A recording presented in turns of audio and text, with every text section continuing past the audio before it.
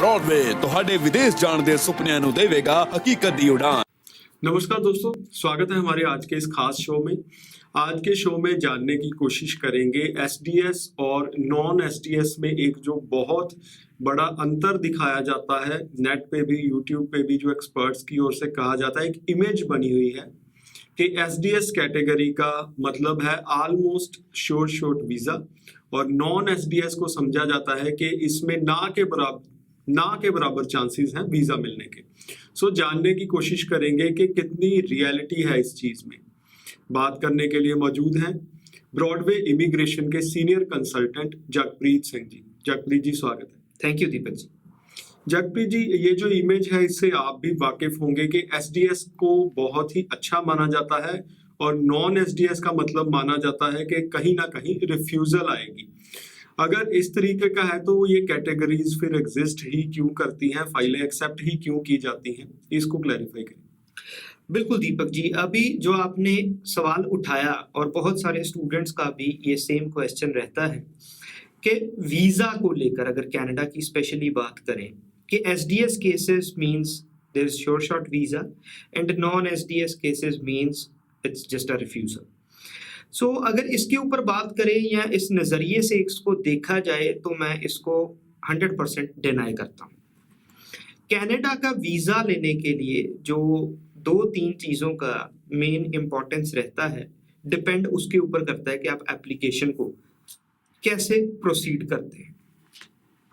सबसे पहला जो उसमें फैक्टर रोल प्ले करता है या एस्पेक्ट है वो है कि आपका जो प्रीवियस एकेडमिक बैकग्राउंड है, जो भी आपने एजुकेशन गेन करी है अपने होम कंट्री में, इधर आपने +2 कंप्लीट किया है जिसको सीनियर सेकेंडरीज बोला जाता है, या आपने ग्रेजुएशन करी है, तो उसके बाद जो आप प्रोग्राम कनाडा में ऑप्ट कर रहे हो, जिस कोर्स में आप अप्लाई कर रहे हो, उसका रेलेवेंट होना, उसकी लेवल ऑफ एस्टैब्लिशमेंट होना, that is more over required. उसकी इम्पोर्टेंस बहुत ज्यादा रहती है कि कनाडा में वीजा लेने के लिए आपका फ्यूचर प्रपोज्ड प्रोग्राम जो है वो रेलेवेंट चाहिए।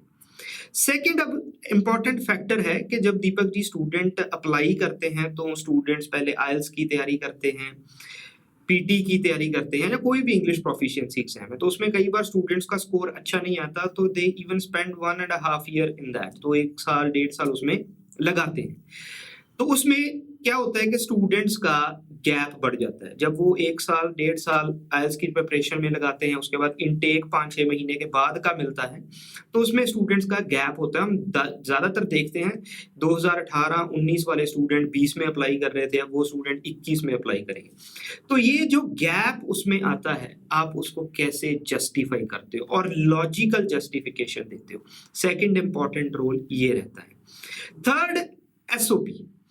आप चाहे प्रोग्राम रेलेवेंट ले लो, आप गैप की जस्टिफिकेशंस दे दो, अपग्रेड कर लो, कुछ भी अपने एकेडमिक्स को लेकर, आइल्स इंग्लिश प्रोफिशिएंसी को लेकर, बट एसओपी का सही तरीके से डिजाइन होना, उसकी ड्राफ्टिंग होना वो बहुत जरूरी है। सो एसओपी आपका बेसिकली आपकी जो इंटेंशंस है to study in Canada as a genuine student, वो लेआउट करती हैं in front of visa officer. So अगर कोई भी कैंडिडेट, कोई भी agent, consultant in 3 major aspects के ऊपर वर्कआउट करता है, that means you can get easily visa from Canada. अब बात करते हैं एसडीएस और नॉन एसडीएस की। अब ऐसा कहीं पे भी डिफाइंड नहीं है कि एसडीएस को वीजा दिया जाएगा और नॉन एसडीएस को वीजा नहीं दिया जाएगा। तो नॉन एसडीएस वाले जो प्रोफाइल्स होते हैं उसको आप कैसे डिफाइन करते हो? सबसे पहली उसकी डेफिनेशन ये है कि जिस स्टूडेंट के आइल्स में 6 ईच नहीं है वो नॉन एसडीएस है, यानी कि उसका ओवरऑल स्कोर 6 है, एक मॉड्यूल में 5.5 है। सेकेंडली उसका ओवरऑल स्कोर 6.5 है और एक मॉड्यूल में 5.5 है। इसके बाद दीपक जी स्टूडेंट आते हैं जिन्होंने पीटी करा है, टॉफल करा है। अब पीटी की बात करूं तो स्टूडेंट्स का कई बार स्कोर बहुत अच्छा होता है, they even score more than 70 points overall and not less than 64-65। अगर उसकी इक्वलेंसी आप देखें तो it comes to be near about 7 overall and not less than 6.5।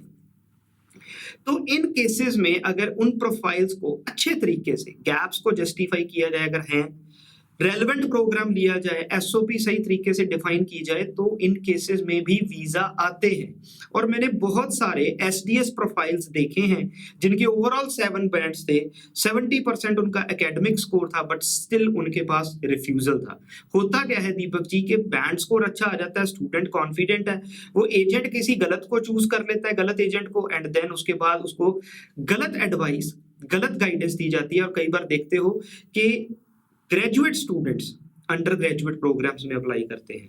+2 जिन्होंने की है उनकी सपोज एग्जांपल देते हैं कि उन्होंने नॉन मेडिकल किया है, मेडिकल किया और प्रोग्राम आर्ट्स का ले रहे हैं, तो इन केसेस में एसडीएस प्रोफाइल्स भी रिफ्यूज होते हैं। सो मेजरली इसको अगर इसका इन्फ्रेंस निकालें या इसको कंक्लूड करें, तो अगर स्टूडेंट की एप्लीकेशन को ढंग से प्रेजेंट किया गया है, उसको लॉजिकली प्रोसेस किया गया है, तो इट डज नॉट मीन कि एसडीएस और नॉन एसडीएस में कोई डिफरेंस रह जाता है।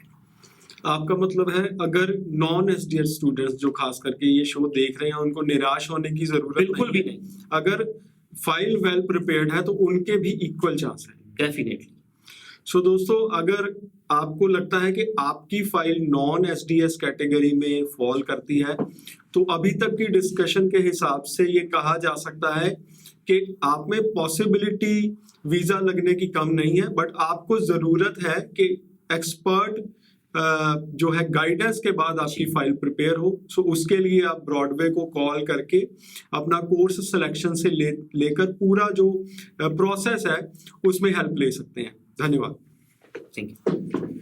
नमस्कार दोस्तों, जो दोस्त ब्रॉडवे इमिग्रेशन की सर्विसेज लेना चाहते हैं वो कैसे हमारे साथ कांटेक्ट कर सकते हैं, उसके लिए मैं आपको शुरू में जरूर बताऊंगा। So you just have to follow 3 steps, a simple 3 steps. Number 1, you need to visit our website broadwaystudy.com. Number 2, you need to fill a form. Website पे एक फॉर्म होगा, you have to fill your name, number and the country you wish to travel. And number 3, उसके बाद जब आप form submit करेंगे, you can see our online counsellors out there. You can select your counsellor by just clicking any one of them and the video call will start automatically. जैसे ही आप किसी एक काउंसलर के नाम पे क्लिक करेंगे, वो वीडियो कॉल अपने आप ऑटोमेटिकली स्टार्ट हो जाएगी। So anywhere from India, outside India, you wish to take a Broadway immigration services, you can apply with us online from your home, from your country. Thank you. Broadway ਤੁਹਾਡੇ ਵਿਦੇਸ਼ ਜਾਣ ਦੇ ਸੁਪਨਿਆਂ ਨੂੰ ਦੇਵੇਗਾ ਹਕੀਕਤ ਦੀ ਉਡਾਨ।